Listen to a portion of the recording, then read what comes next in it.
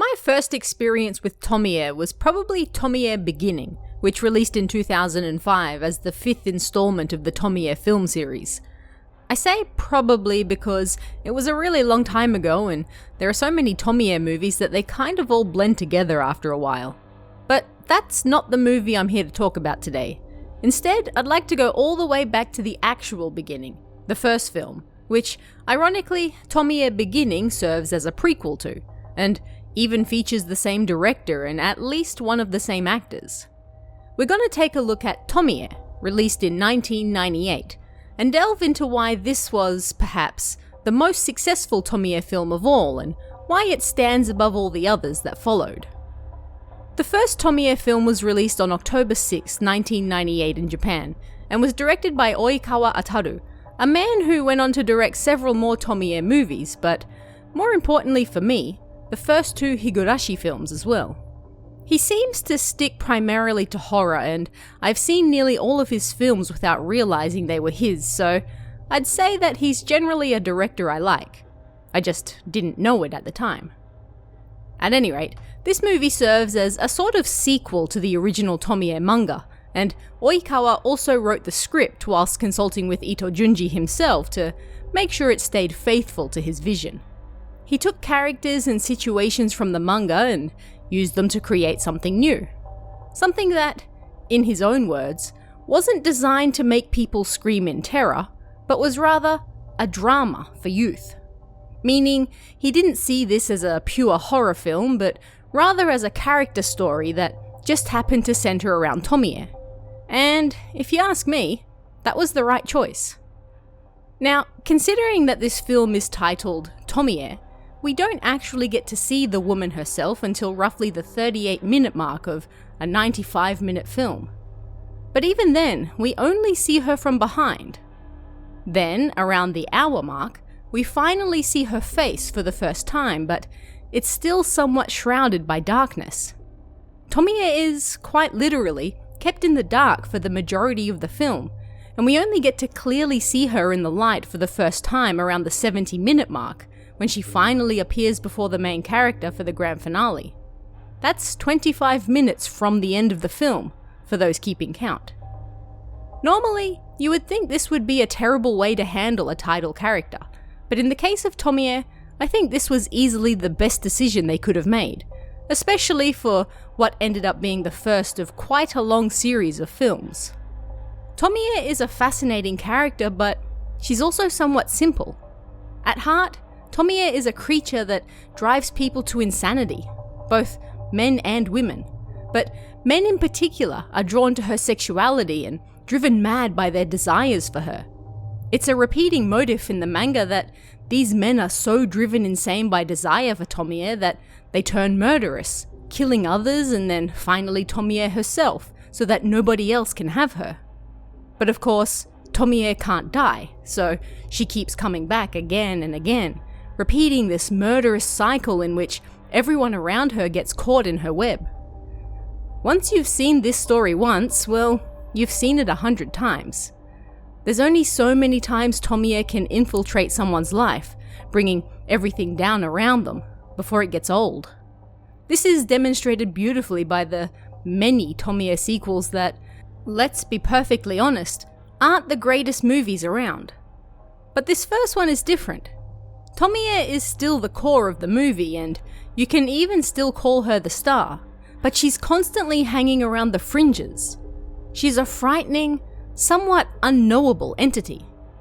If you come into the movie unaware of her manga origins, then this is even more so. Who is this strange woman? Why is there the uncomfortable promise of threat lingering in every scene that mentions her? And how does this tie into the main character's amnesia?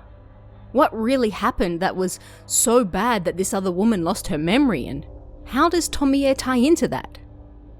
There's a build-up over the first hour of this 95-minute film that whoever Tomie is, whatever she has done, it was so terrifying that our main character's brain shut down and blanked it out. The unknown is terrifying, and not knowing what she may have done or been involved in is always going to be more terrifying than being told, for example, well, she killed people. And even after her grand revival, which comes around the 40-minute mark, we're still only treated to bits and pieces of this mystery woman who grew from a piece of flesh in a box to a small girl and now a fully grown woman in only a few weeks' time. Who is she? What does she want?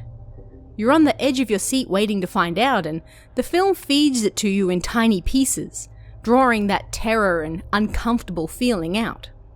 As it should.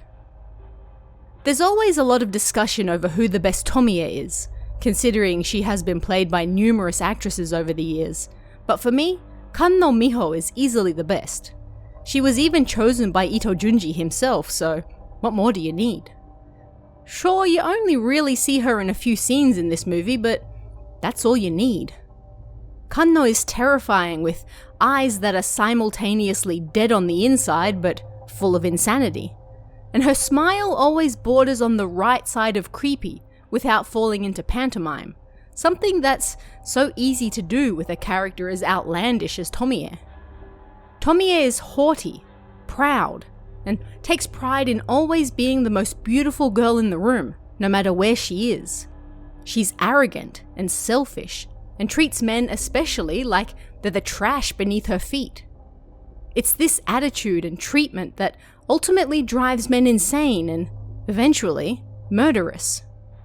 On the printed page, this isn't too hard to convey, but when you have a real person acting it out, the line between haughty and arrogant and cringe overacting is pretty thin.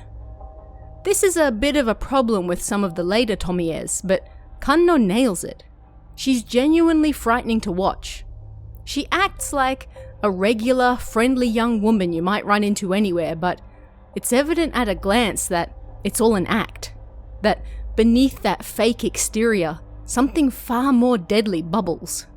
She could kill you on a whim, or rather, have someone else do it for her. Probably someone close to you. If she wants something from you, she's going to get it, whether that results in your death or not.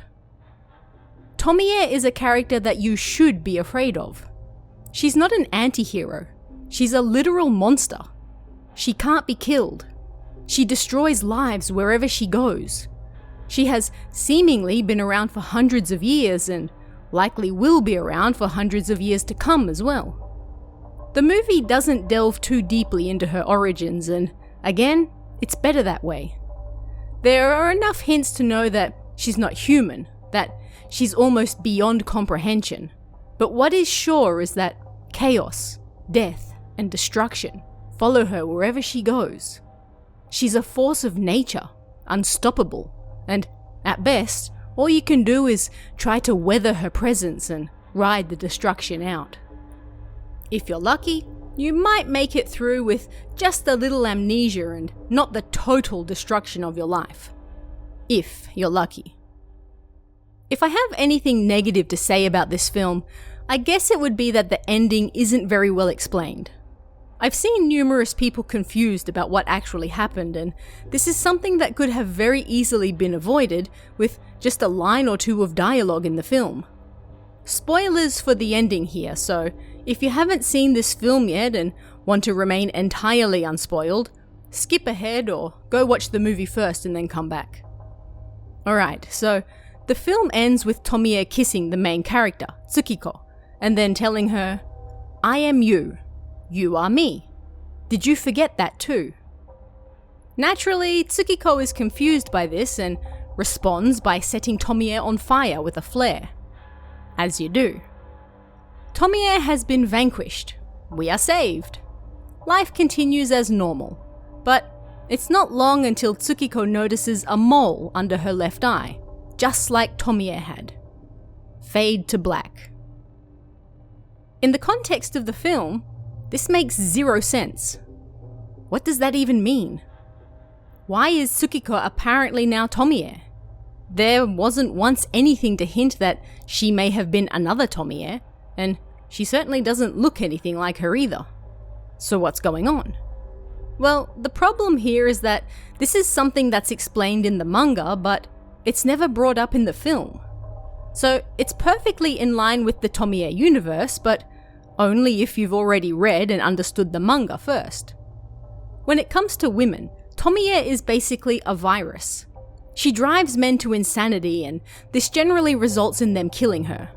But with women, she can transform them into a clone of herself, and all she needs is a single cell of her own to come in contact with the victim to begin the process. Say, for example, a woman gets some of Tomie's blood on her. If Tomie so wished, she could then infect that woman and start turning her into another Tomie. It doesn't even need to be blood. In one case, a woman used Tomie's lipstick, and the cells from Tomie's lips that lingered on the lipstick then transferred to the other woman, and that was enough to begin the process. She infected her and turned her into another Tomie.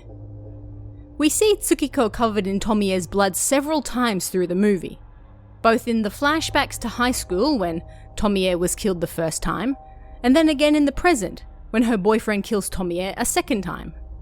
Then, after all of that, Tomie kisses her again, similar to the lipstick story. Any of these instances would have been enough for Tomie to start infecting her and then turning her into another Tomie, which is what we see happening at the end. But none of this is explained in the movie. A simple, Tomie can infect women with her own cells, would have been enough to explain this, but oddly they never bring it up, and it's a strange choice. At any rate, in case you couldn't tell by now, I quite like this film. It came out right around the start of the Japanese horror boom of the late 1990s, but of course, the Tomie character has been around for much longer than that, first gracing us with her presence in the late 1980s. The film makes, in my opinion, the correct choice of initially keeping Tomie on the fringes of the film, highlighting her as something terrifying and unknown, and tying the main character's story into hers to build some mystery and a lingering, uncomfortable feeling. There are scares here and there, but it's mostly a slow-building story of one woman's inexplicable amnesia, related to some traumatic event from her past, and over the course of 95 minutes, it slowly becomes clear how all of that ties into the monster herself, Tomie. If you're just looking for some cheap thrills and scares, then this isn't the movie for you. There is some violence, of course. It is a Tomie movie after all, but these scenes are few and far between, and apparently were only included in the first place because the director knew how violent the manga was and thus felt the film needed at least a little of that to be faithful. But ultimately, this is a slow burn film, and you'll be sorely disappointed if you're expecting anything else. But what did you guys think about this one? Which is your favourite Tomie film, and who was your personal favourite Tomie actress? Let me know in the comments below, and I'll see you again next time.